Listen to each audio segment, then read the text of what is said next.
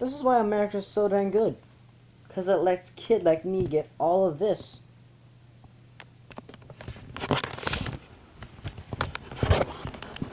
And it's just amazing. I mean, guns, in my personal opinion, is one of the best and worst creations ever made. It's the best because it's an awesome tool. You can go hunting with it, you can defend yourself with it. But that also is a bad part because people can use it to hurt you. And they do. And create wars. And then it becomes a big mess. I'm not bashing on veterinarians. I'm not, I promise, I swear. I thank you for everything you guys have done. I'm just saying that war most of the time is useless. I'm gonna get a whole bunch of freaking comments. Holy crap. Anyway, so I basically have 5 guns, 2 knives, and then a bunch of ammunition. I'm gonna explain that in the next video, the part 2. But these are all my personal armory, basically, and I just love them. And everything you see here, I had to buy myself, which is, I don't know. I don't know how I say that. Anyways, so I'm gonna go from like the what's considered the least lethal to the most lethal. And so I'm just gonna start off with this Bear Grylls Goober survival knife. Obviously, it's not gonna be used as a war thing. It's gonna be used for survival because that's what it's made for. Basically, it's just a serrated blade down here, and then a sharp, nice blade up here, and then it gets thinner as you go up. But this is nice because, you know, it's a foldable knife. It's not a straight blade that you can cut yourself on accident with, because, you know, it's folded. It also has this little strap here, which I like. I mean, that's like $10 at a garage sale. And that was nice. And then you have this Smith & Wesson boot knife, which also has a little clip. It also has holes for a belt, which is kind of weird because it literally in the title it says boot knife. So I figured it would be like a boot knife, not like a boot knife. But, you know, hey, maybe I'm just stupid. And this next question is going to be extremely stupid. How come the logo is M&P when it's Smith & Wesson? I just want to know that because I've had a continuous question my entire life about that. So yeah, anyways, so it has a sheath with it, obviously, and it's a nice, really nice design. The grip on it is great. You know, it doesn't slip that much. Also, the way the shape is handled is great. And then one side is extremely sharp, and the other side is not sharp, which I think is great, because that way you can, you know, put your thumb back for more force. So that's nice. And then moving on to the next thing, which actually isn't this. It's this, and most of you people, you know, gun people, will know what this is. This is a Daisy Red Rifle. You know, it's a fairly nice gun. This is great for like a first, like the very first gun. I think this should be it. That's mainly because it's iron sights, which, you know, teaches a kid how to do that accurately. Yeah? Okay. Yes, please. Made quiche this morning for the Pro Bowl. Alaska. But anyways, everything on here is the way it is except for the spray paint here and the spray paint here. That was just so I could see it better when I looked on the sights. So basically, how this works is you put BBs in the tube right here, which is on the outside of the actual barrel. So there, that is right there. You put the BBs in, and it can hold up to 250, I believe. I'm not sure. Correct me if I'm wrong. BBs in there, and this is lever action. So you crank it up, and then you put it down. Then you put the safety, which is right here. You just push it aside, and then you fire. You of course need to put oil in it right there every couple thousand shots or so. But this is a really nice gun. I got this 2011, and you know, it's been 7 years, and it's still great. It's a great gun. I love it. I love it to death.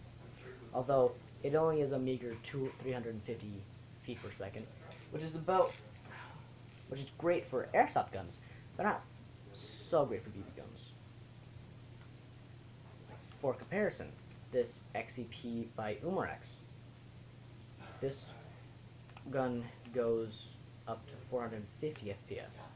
But I think that mainly has to do with the fact that it's CO2 powered, because CO2 is lighter than air, so it'll go out faster.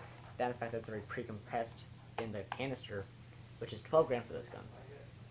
Now this gun for me was a real eye-opener, because this is my first pistol, my first CO2, and my first semi-automatic at the same time. It's just a great gun. I love it. You know, the magazine holds 20. Yeah, it also is my first magazine for BBs. And so it's just really nice. And then there's the sights on that. And then there's the safety right here. There's a little red dot right there, which you probably cannot see. So you push this down and pull it back. Then there's tension right there. That's how you can tell with this gun. That's how you can tell, because when you pull back, it'll release the CO2 with the BB and it goes that way. But then when you push it down and it goes forward, I thought this was kind of weird. It actually doesn't lock the trigger. The trigger moves freely, but it does not shoot. This is really nice. I like it a lot. Good part was this is only like $20, $30 over at Walmart, and I love it. Next is this APX NSG APX by Umarex. Just a lot of X's. I don't know what this is, because there's NXG right here and there's APX right here and the Umarex logo right there. I don't know what it is, but what I have on me, what I have on right here, this is a BSA red dot sight.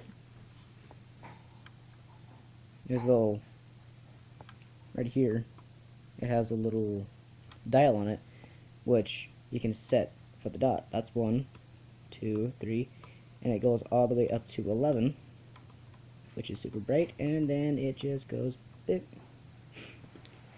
And that's really cool. Now this particular gun, it can shoot both BB and pellet. So for the pellet, you just pull this little thing right there, and you put in the pellet right there, and you push it, and then you pump it 10 times, which goes up to 800 FPS. Or you can put in BBs. There's a little hole right here, there's a little slide, and you just push forward, and then you put in about 75 Vs in there, and then lean it back, and then you pull it back, and then, you know, same process. But, you know, this is all really nice. I got this whole setup for $80 on sale when Sports Authority used to be here. All that time ago. And then the next one I have is my first break barrel gun. Now this one goes up to 1,200 feet per second, which is, from what I've seen from all walk-in stores, is basically the most you can get for an air gun. I have seen some that go 1,500, but that's very rarely and very expensive. Now this one right here is a Crosswind F4, and it's really quiet. That's thanks to this part right here. In the previous video that I uploaded, I shot a dog fur to see if it was pellet proof or BB proof, and it was really quiet. And that's one of the aspects I love about this, is that it's super quiet. Of course, first when you buy it, you have to break in the gun, and it'll be loud for the first 500 shots or so. And so, yeah, it's a nice setup. I really like it a lot. You just bend it down, put the BB in, flip it up, and then shoot it. It's so much faster than this one.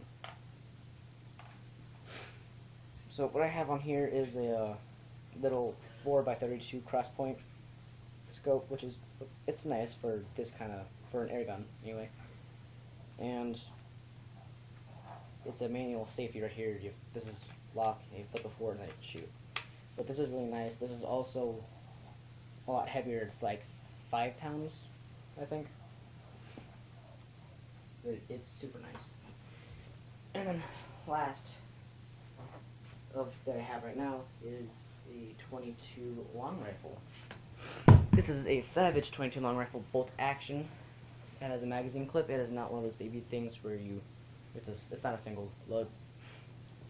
But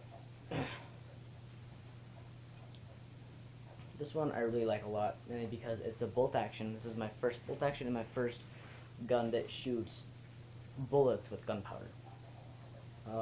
I got this with the scope and this muzzle brake, which is confusing seeing as it's a 22 long rifle. But I got this all for $200.